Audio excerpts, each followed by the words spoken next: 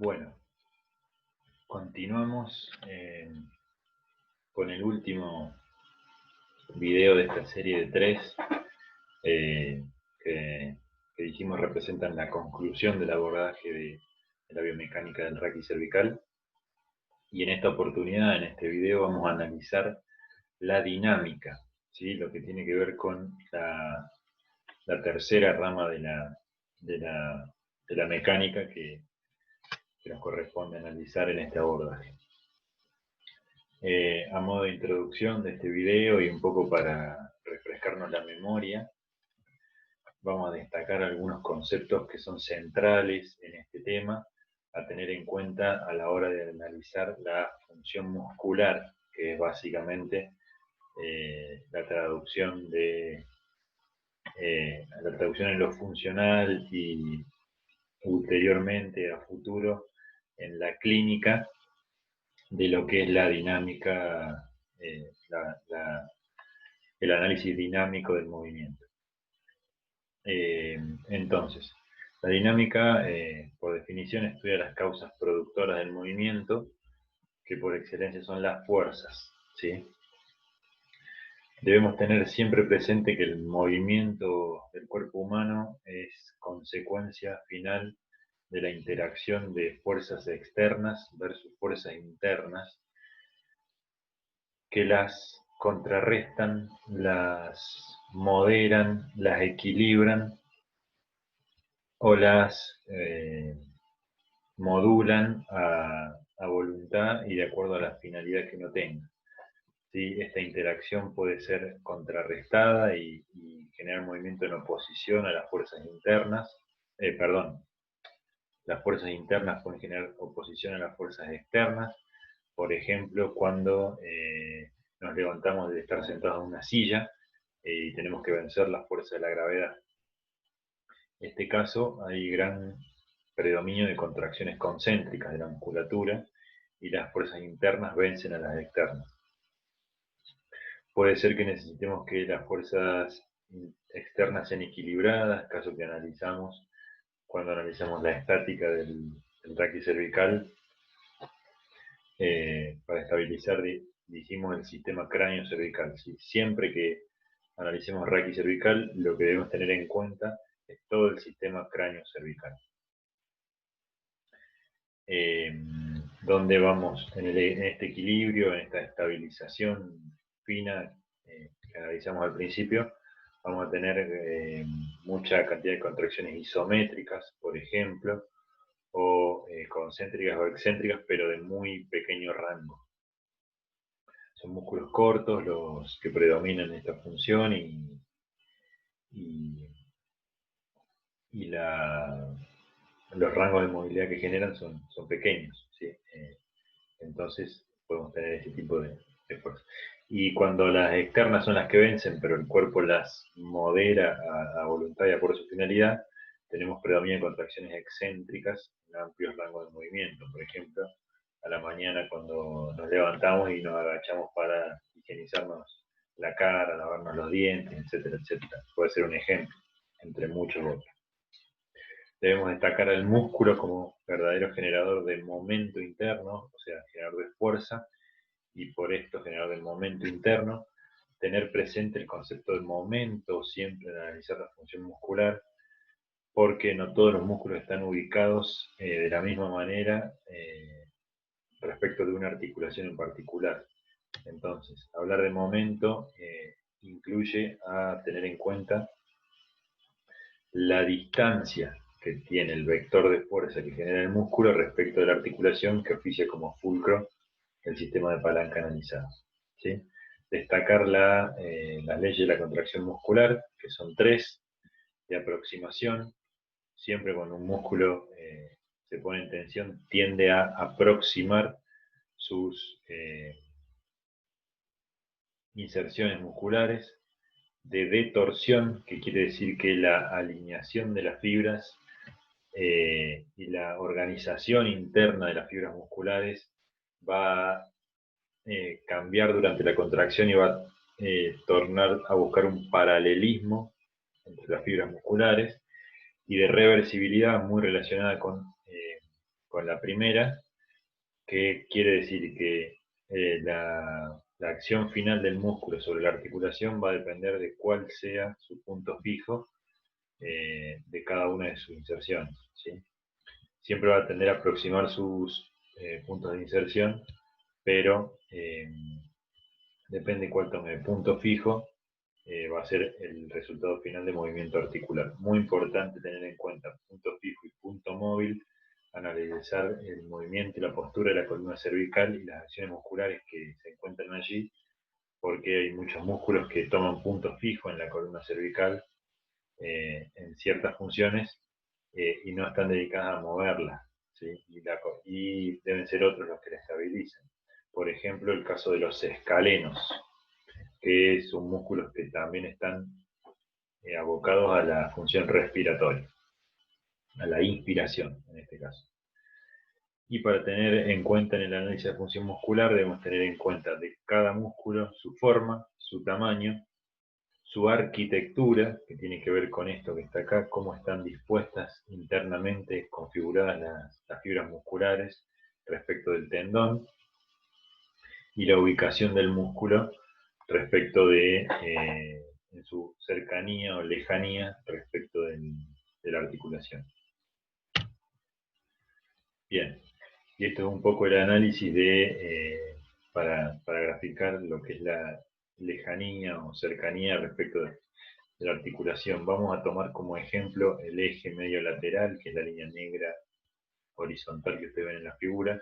Lo que está hacia arriba es la región posterior, la concha del occipital con sus inserciones musculares representadas allí. Vean, ustedes saben que, esto capaz de analizar muy bien, tenemos diferentes planos de músculos en la región cervical, en la región de la nuca, precisamente 4 planos. Musculatura suboccipital en el raquis cervical superior, musculatura, músculos transversos, espinosos, interespinosos en el raquis cervical inferior. Eso representa el primer plano profundo.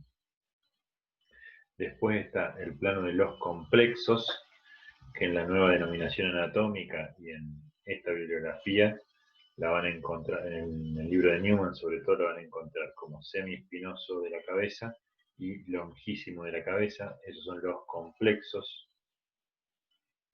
Un tercer plano que está representado por el esplenio, y el cuarto plano que está representado por el trapecio y las inserciones del esternocleido más hacia lateral, ¿sí?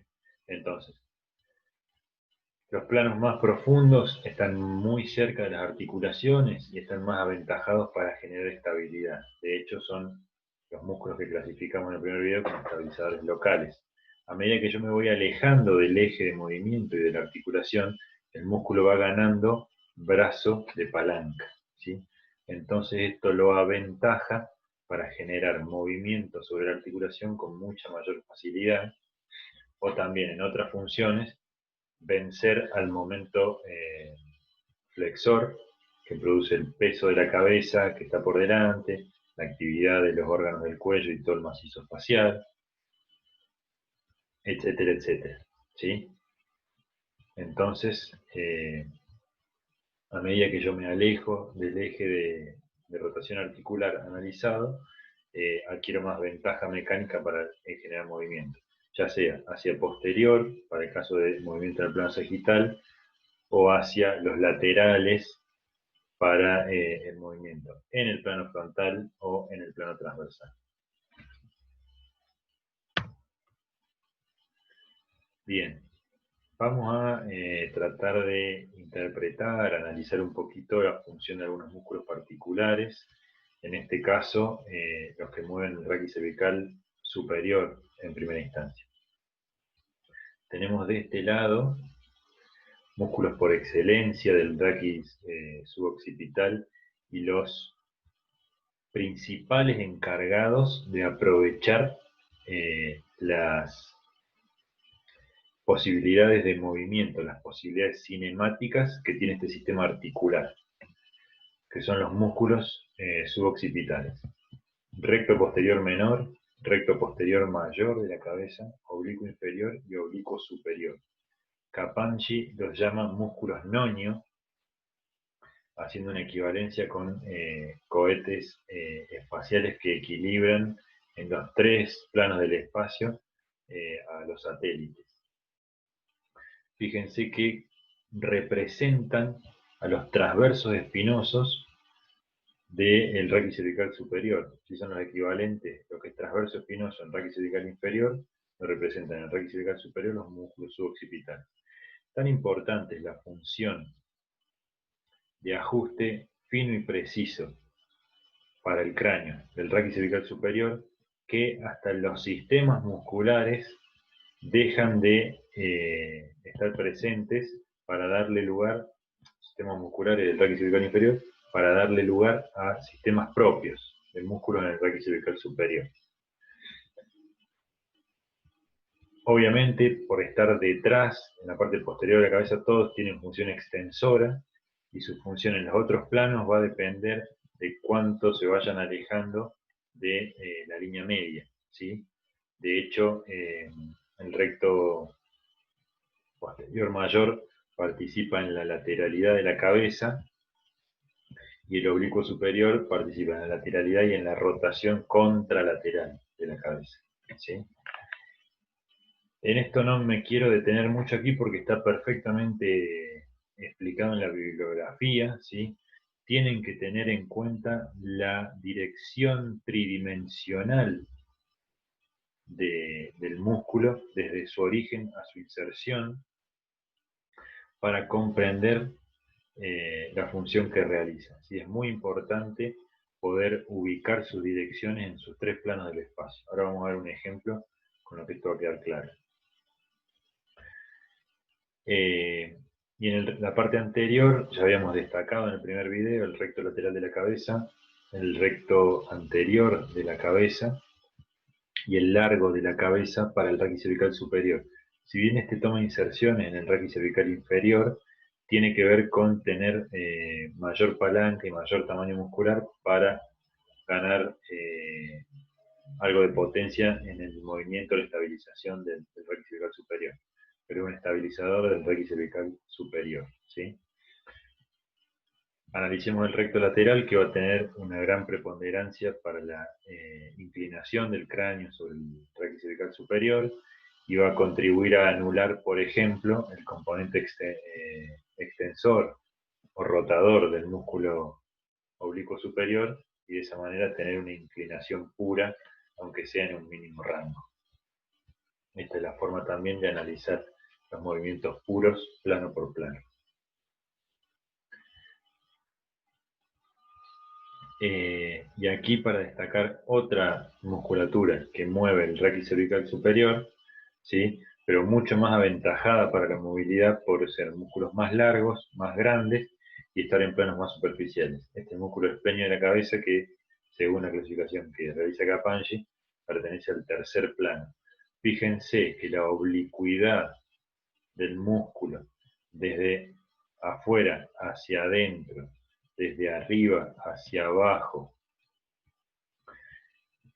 en principio va a estar levemente hacia adelante, las fibras más superiores, y las fibras más inferiores no tanto, porque las que van al raquis cervical, en la tercera dirección que hay que describir, obviamente va a tener componentes extensores de movimiento por estar detrás del raquis, va a tener componentes de inclinación del movimiento por estar inserto bien lateral en el raquis, y va a tener componentes de rotación, ¿sí? Esto gracias a la oblicuidad con la que está ubicado el vientre muscular.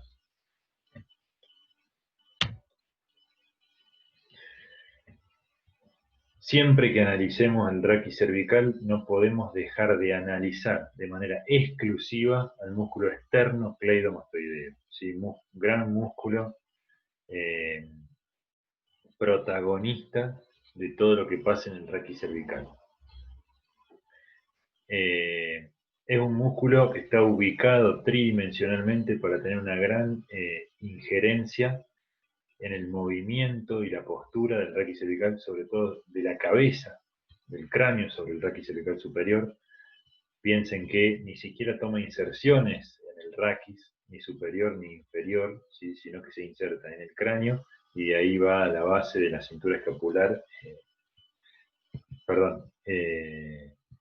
al orificio superior del tórax, ¿sí? Clavícula y esternón,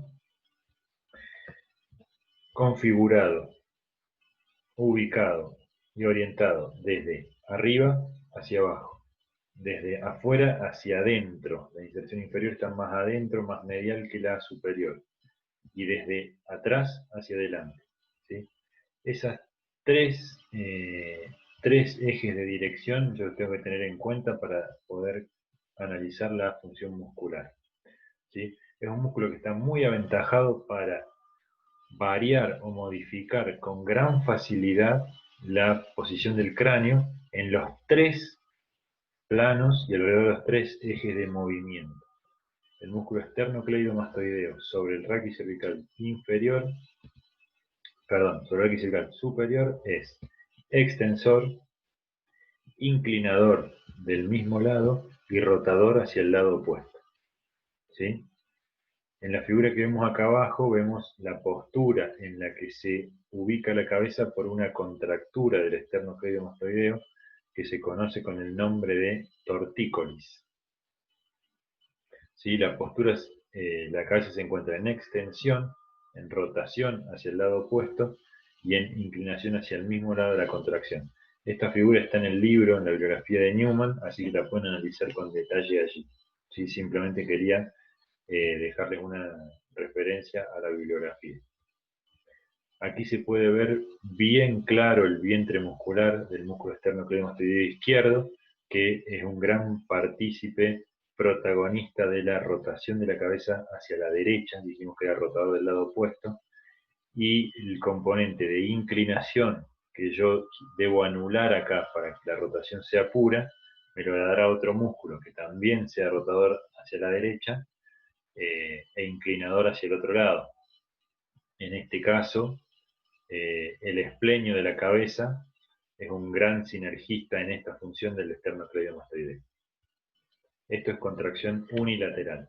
La contracción bilateral nos va a dar, de todos los músculos, nos va a dar comportamientos en el plano sagital. Y para analizarlo en este preciso momento, el músculo esternocleidomastoideo, analizado bilateralmente, es antepulsor, podríamos decir, o anteflexor de la cabeza. Su contracción bilateral produce, tomando punto fijo en sus inserciones inferiores, que la cabeza se traslade para adelante, ¿sí? Va a tener consecuencias de movimiento en las dos divisiones del raquis. En el raquis cervical superior va a generar la extensión. ¿Por qué? Porque está ubicado detrás del raquis cervical superior. A nivel de C3 cambia de plano y se ubica por delante del raquis cervical inferior, por lo tanto a este lo va a flexionar, ¿sí? En esta función va a tener una gran consecuencia sobre el sistema de palanca que genera la cabeza sobre el raquis, por lo cual va a generar la solicitación de una mayor cantidad de fuerza de parte de los músculos extensores de la nuca, y hay una sinergia muy importante entre el esternocleido y los músculos suboccipitales, porque son los dos grupos musculares que pueden generar movimientos del raquis cervical superior en los tres planos del espacio.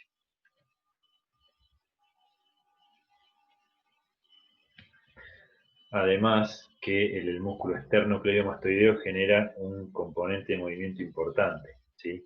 Y los músculos suboccipitales tienen que generar los ajustes finos de la cabeza del cráneo sobre el raquis cervical superior, por ejemplo, en este caso, si se quiere, para enfocar la mirada, en el caso de que no podamos hacerlo, o en el caso de falta de alineación postural, falta de la posibilidad de generar alineación postural por debilidad de los músculos extensores.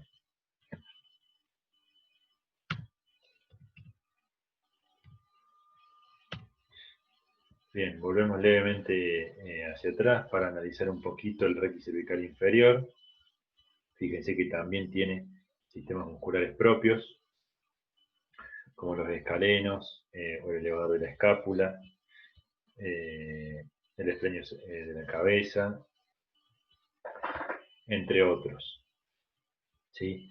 Estos músculos, analizados de la misma manera que los anteriores, van a tener funciones de extensión o de flexión de acuerdo a cómo estén ubicados respecto de la columna cervical, posteriores o anteriores, respectivamente, y los que estén hacia los laterales tendrán mayor contribución con la flexión lateral o inclinación y con la rotación que recordemos en el raquis cervical inferior se dan de manera unívoca. Yo no puedo tener inclinación pura o rotación pura. Siempre voy a tener las dos combinadas por la configuración de sus carillas articulares, pero sí puedo tener una predominando sobre la otra y dependiendo de la estructura muscular que esté participando en función de la finalidad del movimiento. Como habíamos dicho antes, cuando los músculos, por ejemplo, esta sinergia entre los escalenos y el elevador de la escápula puede funcionar como estabilizadora del raquis cervical inferior, ¿sí? Manteniendo la tensión uno hacia adelante y otro hacia atrás desde lo que es el tórax y la cintura escapular. Ahora, con el raquis cervical inferior estabilizado, ¿sí? Por su musculatura intrínseca, tomando punto fijo en él, el elevador de la escápula es, como su nombre lo indica, genera el ascenso de la escápula. Y los escalenos generan el ascenso de las primeras costillas, ¿sí? Para eso tienen que invertir el punto fijo y ubicarlo en el raquis cervical. Bien, y para finalizar, no quería dejar de destacar la importancia que tiene el sistema de los músculos dioideos en el funcionamiento y en las solicitaciones que se dan sobre el raquis cervical en su conjunto. Funcionando en sinergia, los supraioideos con los infraioideos, generando tensión en sinergia como una cadena muscular, son flexores del raquis cervical superior por estar en la parte anterior del raquis, ubicados anteriores respecto al raquis, ¿sí? O también pueden poner la cabeza en una postura de anteposición, como veíamos antes, parecida a la función del esternocleidomastoideo. Para generar consecuencias sobre el raquis, tienen que estar el macizo facial y el sistema cráneo-mandibular estabilizado por los músculos masticadores, de manera que esto sea un punto fijo, un punto estable en realidad, que se va a mover tomando un punto fijo en la parte inferior. Pero cuando estos músculos se acortan o poseen demasiada tensión, puede perderse el equilibrio de todo el sistema y generar problemas sobre la articulación temporomandibular sobre el raquis suboccipital por el aumento de las tensiones. Fíjense que son depresores de la mandíbula, su tensión antepulsa el cráneo y deprime la mandíbula. Para compensar esto, debo aumentar la tensión de los músculos masticatorios, que sumada a la tensión de los músculos posteriores de la nuca, suma una tensión, una compresión muy importante sobre la ATM y el raquis suboccipital. Otra razón para considerar el exquisito equilibrio y sinergia de funciones que debe haber en todo este sistema. Muy bien, con esto concluimos el análisis de la biomecánica del raquis cervical. Espero haberles sido de ayuda para la comprensión del tema y reitero la importancia de no quedarse con dudas, de agotar los canales de comunicación para evacuar todas las dudas que tengan. Todo el equipo docente de la cátedra estamos a su disposición para cumplir con esta premisa. los dejo y estamos en contacto. Un abrazo para todos.